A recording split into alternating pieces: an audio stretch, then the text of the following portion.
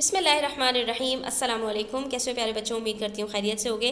Last lesson of the afternoon हमने ये pome read की थी, एक्सप्लेनेशन भी आपके साथ शेयर की थी। आज हम करेंगे इसकी समरी। तो स्टार्ट करते हैं और मेरे साथ साथ रहिएगा, वीडियो एंड तक देखिएगा, स्किप मत कीजिएगा और अगर अच्छी लगे तो प्लीज़ लाइक कीजिएगा, अपने फ्रेंड्स के साथ ज़रूर शेयर कीजिएगा। चलिए स्टार्ट करते हैं। The poem expresses a teacher's exhaustion over the 60 students he is suppose to be in charge of.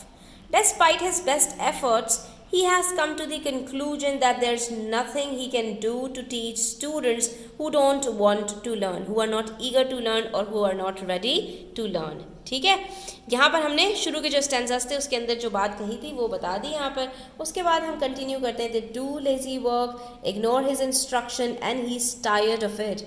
The speaker determines that the last embers of his life are not going to be wasted on these students as that would only make him hate them more.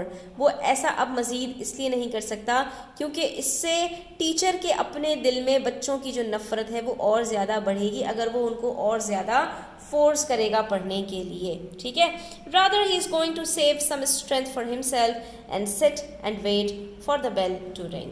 तो बस अब वो यही चाहेगा कि इनका जो रिश्ता मज़ीद बेइज्जती से जो है वो बचा रहे और एक इज़्ज़त का रिश्ता इनका बरकरार रहे, इसलिए चुपचाप बैठकर ये सिर्फ बेल के बजने का इंतज़ार करेंगे कि जब इनका पीरियड एंड हो तो ये लोग अपने अपने घर को जाएं.